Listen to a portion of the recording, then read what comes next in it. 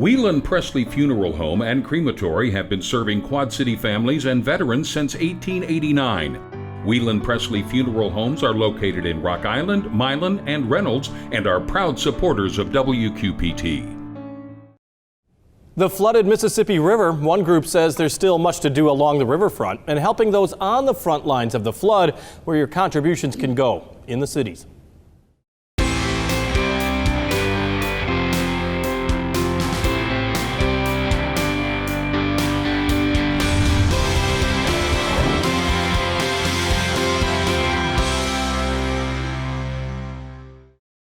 By this Memorial Day weekend, plenty of people would have their boats on the water. Others would be drawn to the shores to soak in the sun, and still others would just be exploring the secrets of the river and the history along its banks.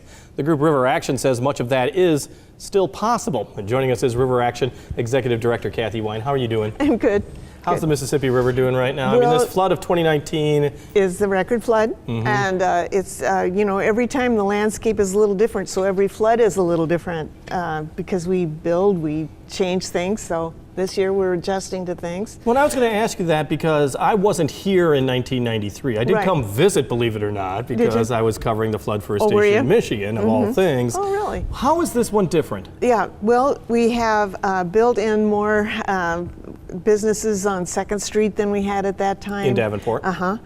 We have made room for the river in a few places, like the Dock Restaurant was in place in downtown Davenport. It is no longer. Right. And if you notice, that was one of the places that took in the river and right in that without area. any problem. So we've had changes like that, and we're constantly looking at other changes as we build streets. And you and River Action have been a champion of not only the preservation of the Mississippi River, but also the use of the Mississippi River. Are you pretty happy with the way flood protections have gone right now? I mean, do you like the way the Quad Cities is situated with dealing with a flood of this sort? I think we've had some really good success with the temporary flood walls and so on. Not so much this year with for whatever reason. It's going to have to be analyzed. The flood wall breach that was downtown at Pershing Avenue in Davenport. Exactly, right, because those businesses on 2nd kind of felt protected, and in the end they weren't. So those are things that have to be analyzed. But a lot of times what you want to do is not only look back but look forward and find a way to make sure that whatever mistakes were made can get corrected. I know one of the things you're talking about is the Quad City Flood Resilience Alliance. You're trying to get more of the communities to work together in order to meet federal guidelines and hopefully bring down flood insurance costs, but even better management of the river. That's right. We know from FEMA what makes a very resilient community. They have created a community rating system, and within that they have steps that cities can take. When they take those steps, they get their flood insurance lowered greatly. One of the steps is a collaboration among cities, which we're working to do. 26 to 30 cities from Clinton to Muscatine working together will really help with the way we fight floods too. Let's say you can borrow some flood pumps from a city that no longer needs them, so when you're inundated you have twice as many flood pumps as you had purchased so you'd before. have a little better coordination. Exactly, that kind of thing is obvious, but as well we can use floodplain managers. Maybe one city can't afford one, but the other city can afford to give part-time help to that city to have a floodplain manager on staff. And with that, you get points with this community rating system that would bring down flood insurance. Sure, because if FEMA's satisfied, that's right. That's a big deal. They know what makes a city resilient. Well, you don't want to throw more money on a problem that wasn't solved the first time. And let's take a look. I mean, if you compare the Mississippi River 93 to now, I mean, you think of Keithsburg being so badly inundated. You think of the Garden District in Davenport under that threat. That's right. And then, of course, you always think of downtown Davenport and the water surrounding, well, I'll say John O'Donnell back then, but modern Woodman Park right now.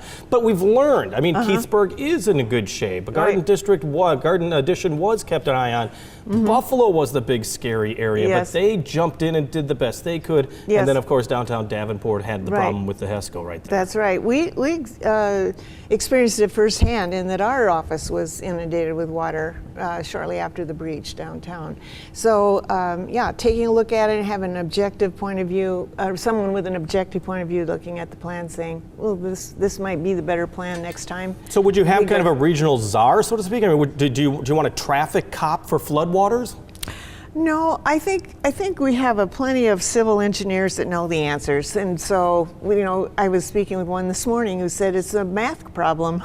You look at the issues with the flood waters and how the current and/or the volume and the pressure, as opposed to what you have in the way of a wall and how it's going to hold up. You just need to analyze it. And so we'll see how the Quad City Flood Resilience Alliance does get formed. The other thing I know that you want to talk about is that there are things to do on the river this summer. Right. Well, the first thing, of course, is that the Channel Cat is not going to be operating come Memorial Day weekend as it always has. Right. Does that put a crimp in a lot of the plans for river action? We were really ready to go, so anxious to go. Some of their docks have to be repaired and made available, so they're not yet with the flood. But so we've just postponed one of our weeks, which is Set Sails, the name of it. Don Auerbach's going to talk about. That was May 28th to 29th. Yeah, that's right. And so those are being postponed to the week of the 4th. We've already set a new date for those, and we'll continue to do that as we have to. Hopefully by June we will be able to start, and regularly scheduled talks and walks and all will happen. Because you do have they're called Channel Cat Talks. It's a series that happens. So That's I mean, right. that can be delayed, but still what happens, you're still planning a full summer of activities. Oh yes, we're not going to cancel anything. We're just going to reschedule it. And we have another thing. It's our 35th anniversary this year, and we decided, well, let's do something special with the education if we can. So we started a series on Sunday afternoon called Art Along the Riverfront, and we did one on Sunday. We had a wonderful turnout of people to learn to write poetry with Dick Stahl, who's a Quad City Poet Laureate, and he inspired people with tone and epitaphs and thoughts on the river, and people wrote for 10 minutes and shared their poetry, and we had a wonderful time. Is it a way that perhaps that you're trying to take advantage of the flooding? I mean, as long as it's here, make it historic, learn from it, and take a piece of it with you. Absolutely where I am. That is exactly where I am. Take advantage of it. Because, I mean, you shouldn't be afraid of the river. I know you guys always, the work that's been done over the last 25 years to make the Mississippi River instead of our back door, and then we're turning our backs to it, but to look at it, make use of it, and to be proud of it, you can still do that even when the water's high. Yes, and you also see the advantage that flooding does have for, I mean, certainly there are problems. I'm not diminishing those. Absolutely. Again, I know what they are firsthand. But, it replenishes the aquifer. Where you need to have wetlands, perhaps you notice that this is something we need to do in the future, make room for the river. It gives more habitat for all the wildlife. It has some advantages too. One of the biggest events that you have, of course, comes up on Father's Day weekend with Ride the River. Right. It's marking its 35th anniversary this year, coming up June 16th. I know That's it's a month away, and you're gazing into your crystal ball. Right. Does that look like that's an event that's going to stay on schedule? Yes, we'll definitely have it on Father's Day, and some of the things we have worked out are the boat trip across the river. We're particularly excited to go back to our 1980 cost for riders at $5 a person. So nice. Hey, come on down and celebrate the 35th with us. And we'll have birthday cake, compliments of Hy-Vee at the top of the Bend Hyatt Hotel. That's where we'll have a big birthday party. So there are things that are in place, and if the water comes up, we'll move to a street. That's where we were in 1985 when we had our first ride, and we had to be in the river on river drives because there was only 2 miles of trail along the Bend Butterworth Parkway, and the whole idea was a vision How times of have changed. riverfront trails. Right. Well, let's go retro all the way. Go back And try to remember that way. Yeah, we'll remember it that way. One of the other things that's like new on the Mississippi River that I think you're taking advantage of this summer as well is that people get to see the biggest construction project in Quad City history unfold before their eyes, but from a very unique perspective, and that's from the river. Yes, we offer all the classes in September with engineers and folks who have all the knowledge about the future of the bridge, where it is now, what they're doing, how it's going to be finished, and so on. And you can do it in and around all the workings of the bridge. Because the Channel Cat really can I don't want to say get real close, but get close enough to the Interstate 74 bridge construction. It's very interesting. Because it's a perspective you don't get otherwise. That's right. That's right. I'm always looking over as I drive over 74, but that's not a lot of us a are. very good way. You really do see it up close that way. And it is an amazing structure, and it's an amazing engineering feat. I am so in awe of engineers. That they're able to do that. Yes.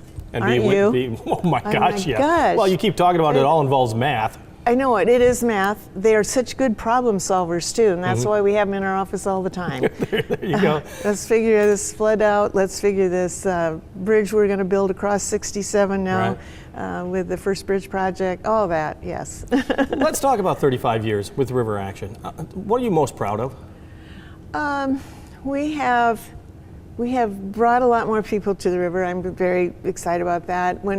When I think back to the projects we've done, we lit the Centennial Bridge at the time, was a huge thing. But I would say that starting the Channel Cat was probably the one that I learned the most. And in the end, I can see how the ripple effect from that has really changed people's perception. It's their boat. They can go down any time, any day, and get on that boat. And tourists are, they get a great perspective. Yeah. Because let's be honest, when I first got here, you were best known in my head for the woman who put the lights on the Centennial Bridge, which is what you were talking about. Yeah, we did. That was a big issue. It was. And now you're saying Channel Cat, so what's the next big? It's the bridge that we're building on the first berm that was in the 1856 that took the first bridge across the river. And that will go across 67, the railroad tracks, into River Heritage Park. And that is a big fundraising project and a big engineering feat and it'll be for the people designing it. And it will be special. And in the summer, I hope we can get the first pier done on the north side of River Drive so people will see that it's coming. So Kathy Wine, your advice to people who are afraid about the flood of 2019 in the Mississippi River? Afraid in... Don't be, right? Get out and enjoy the river? Yes, there are plenty of places to observe and and be part of this. Be a part of the discussion, because these are the big questions that come up. Should we have a flood wall where we don't have one now? Should we be walling in something that is in particular needing to be protected or not? Do we make more room for the river with more wetlands? There's a lot of land down near Nahant Marsh that should be purchased, and really it would cost a lot less than a flood wall to make room for the river there, and it's permanent, and it helps the quality of the water when water percolates into a wetland. So there are ways to move forward, and everybody should be a part of those discussions. Kathy Wine, I'll leave it at that. Good last word, Executive Director of River Action. Good to hear from you again. In a moment, the unfolding disaster along the Mississippi River, where to find out if Old Man River is winning in this flood battle. But first, Laura Adams is out and about.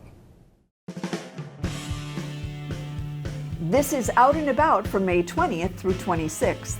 Find out how you can start a business at a workshop coming to Western Illinois University Quad Cities on May 23rd from 5 to 7:30 p.m. Or visit Heritage Days, where the past comes to life as actors recreate pioneer life at the Dan Nagel Walnut Grove Pioneer Village in Long Grove, Iowa. Or check out a seminar on conservation and science at the Niabi Zoo on May 23rd starting at 6:30 p.m. Using a scientific framework and a historical lens, the Putnam's newest exhibit, Race, Are We So Different?, answers that one simple question. The exhibit runs through June 1st. At the Figge, visit the second floor Lewis Gallery for the Art Nouveau Amphora exhibition featuring new arts that emerged in the late 19th century. And now that the water's receded, you can always catch a ball game at modern Woodman Park. At the Speakeasy, it's Shots and Giggles, the most popular improv comedy show in Speakeasy history. Uncensored improv comedy mixed with college drinking games. What could possibly go wrong with that combination? It's happening on the 25th. On the main stage at Circa, it's the premiere of the musical Grumpy Old Men continuing through June 1st. Or catch the shuttle to the Codfish Hollow Barnstormer show in Maquoketa on the 24th. Advanced booking is required. For more information, visit wqpt.org. Thank you, Laura. Beth Ann Heitgerken has been featured on our program over the past few years, but for the last year, she actually joined 3 other friends in the cities to form a group called Bees. Tonight, we wanted to feature a solo performance from Beth Ann as she joined us on stage at Moline's Black Box Theater. Beth Ann Heitgerken with Use Me Up. You were lonely, I was sweet, holding hands and touching feet. I'm afraid to admit wrong. I'll shut my mouth and carry on. Write a song for you. I'll paint a picture with a sky dark blue, sheltered lies and crooked truths, saddened sighs and tears of you. Use me up again. Use me up again.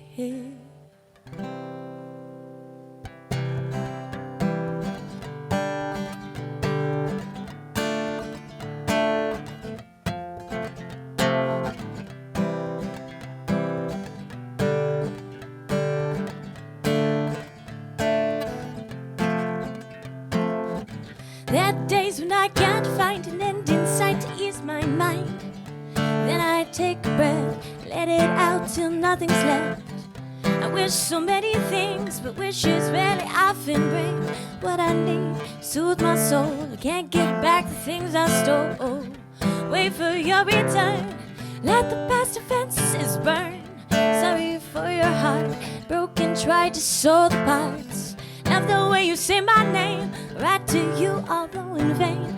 People that is plain as day, my poems, they have the strength to say the card in rhymes and use me up one more time.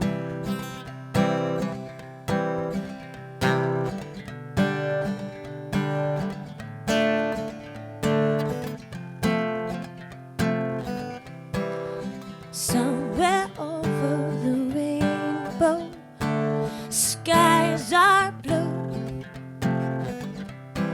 Somewhere over the rainbow, I'm with you.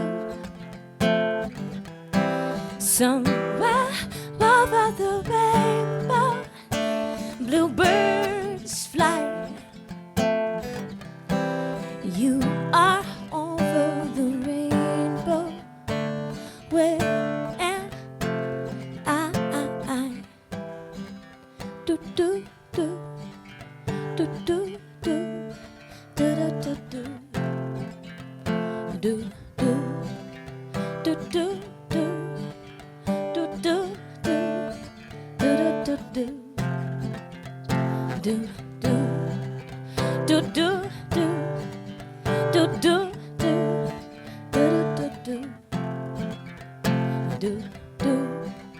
do do do do do do do the card written in rhymes ends. Use me up one more time. The card written in rhymes ends. Use me up one more time. The card written in rhymes ends. Use me up one more time. Gave my heart and gave my love, gave the earth and moon above. But love requires give and take. I took your heart to balance fate. Is there no other way to take all of the hurt away, except to let you go? If that is true, I'll never know. Late at night I rest my thoughts, dream of you and what we sought years ago, while in the park, on the stage and in the dark. We are far removed from then, our hearts are far. I'll try to send my love on down the street, addressed to you and wrapped up sweet. The card written in rhymes ends. Use me up one more time. The card written in rhymes ends. Use me up one more time. Use me up again. use me up again. Oh, use me up again. Use me up again. Beth Ann Heidgerken with Use Me Up. Beth Ann and her band Bees scheduled to perform Sunday afternoon, May 26th at Wide River Winery in Davenport. The American Red Cross is best known to arrive at areas where disaster strikes. Well, the flood of 2019 is one such disaster, affecting Riverside residents, businesses, whole communities, in fact. And a flood doesn't go away quickly. This one's been around for a record, more than 55 days. And joining us is the Executive Director of the Red Cross of the Quad Cities in West Central Illinois, Trish Burnett. Thanks so much for joining us. I appreciate it. Tell me about your efforts to date. You guys have been on the front line since we had the problem to begin with. And actually today marks day 70 because we had the Rock and the Wapsie before the Mississippi. So there have been people dealing with this for quite some time in our community. And it really is taking a toll on people. I mean, just the disruption of their lives, the uncertainty of the situation. So we're doing a lot of different things. We're doing casework, we're handing out cleanup supplies, we're working on mental health contacts, those kinds of things. It has hit our community very hard. And there's some people who have just been devastated by it. Well, I always think of whenever a disaster is happening is that we meet your people at the airport heading out, or your truck goes off and helps other people. All of the work now is very local. I mean, this is now your disaster to handle. It is. And we have actually had to bring people in because of the duration of this, because our local volunteers have, you know, they've run their course on how many days in a row they can work, and we had to give them some time off. So we are rotating out staff. We've got some local volunteers that refuse to take a day off, but we have had to bring other people in to help us because we've been there to help them. So it's been almost 100 people now that have worked on this. Because we've been talking about the fact that it's lasted so long. Of course, we had the record crest earlier.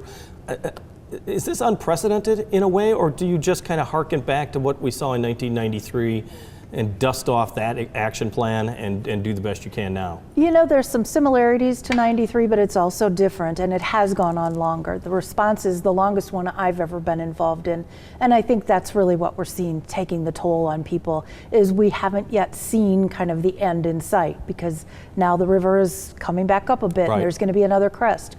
So usually you can see the end of something, or at least that you're making progress, and this one's tough, because we've kind of pulled back now on damage assessment and cleanup, waiting to see what happens next, because if it's going to happen again, we don't want to try to fix things and then have to redo that. So it's really been very hard on everybody. Well, there is a thing called flood fatigue. There is. And it's not something to be taken lightly. There is. And you know, as much as the responders and the volunteers are suffering from that, really the people affected. I mean, when you think of just everything in your house and your home that you normally function with being disrupted or gone or not being able to access it, how do you cope with that for day after day after day? I talked to a woman recently that had a 5-year-old, a dog, and her husband. They'd been in a hotel for 2 months. Financially, emotionally, that's tough. And really to just try to continue to get to work and keep some semblance of normalcy in your life for your child especially, that's difficult. You've done a great deal of outreach as best you can. Right. How does somebody contact the Red Cross or another one of the disaster organizations that are trying to help people on every day? And you know, there are a lot, and I just like to say there's a lot of partners. I mean, Salvation Army's out there, United Way's helping. No one organization is doing it all. So, you know, contact whoever you're comfortable with. Please call the Red Cross or contact Salvation Army, or United Way can refer you to a lot of different resources. But there's just been a tremendous collaborative effort with everybody. It's not just us, it's everybody has come together to help this community. And that's really the best of the Quad Cities, I think. So this may seem like an odd question, but is the worst over? I mean, is it that you have the supplies that you need, the people that you need, they're already in place, you just need the flood to go away? I mean, is the worst as far as any surprises over? You know, that's hard to say at this point. Yes, it's a surprise. It is, and I guess the one thing I was talking, and I'm not a weather expert at all, but a hydrologist was explaining to me that the danger going forward for really the next couple of months too is flash flooding. Because anytime we get rain of any amount, street flooding and that, which can also be very dangerous, can happen. And there still is a lot of rain north of us that's coming our way, so I wish I knew if the worst of it is over, but I just know that the Red Cross and everybody we're working with will be there as long as we need to be in helping our community. Now, there is the Quad City Communities Foundation, which is kind of the clearinghouse, let's say, for a lot of the fundraising that's happening. Is that what you're suggesting people do? We actually are fundraising the Red Cross does more of the short term, the emergency, sheltering, feeding, financial assistance, that. The Community Foundation, and we partnered with them and have been helping them with that, they will be looking more longer term to really help people get into more permanent housing, those kinds of things. So both are really important, so I would just ask people to give where you can and what you're comfortable with. We would love your donations, but the Community Foundation needs them also. And everybody's going to need volunteers because, as I said, all of us, our volunteers are running on empty because they've been doing this a long time. So if you have that opportunity to volunteer, we'd love that too. And that's what I was going to go to next, is that, as you know, I mean, a flood is a long-term problem. I don't want to keep using the word disaster, even though it is a federally disaster declaration. Does that add to the problems as far as your ability to go forward? I mean, are other things that the Red Cross is doing in the Quad Cities kind of on a standby basis right now because we have to deal with this flood? You know, I want to share one thing because WQAD was involved with us on the smoke alarm installation, and I was worried we wouldn't get that done. We actually installed 768 smoke alarms in the middle of the flood time. So no, we're not letting things go. And that's really why people are tired, because we're keeping day-to-day stuff going. We can't let that go because there's still home fires, there's still smoke alarms to be installed, still military families to help. So no, we're not going to let any of that go. So everybody's really working literally around the clock, and I'm really proud of them, but I'm also concerned for them. Trish Burnett, Executive Director, Quad Cities and West Central Illinois American Red Cross Chapter. Thanks so much for joining us. We appreciate it. WQPT is looking for young people interested in broadcasting as well as helping their community. You can represent WQPT as one of its ambassadors for the summer. Ambassadors are college students who meet the public at various WQPT events and programs. Really, it's an opportunity to gain some real-world hands-on experiences. Go to our website, WQPT.org, to learn more and to apply online. On the air, on the radio, on the web, and on your mobile device. Thanks for taking some time to join us as we talk about the issues on the cities.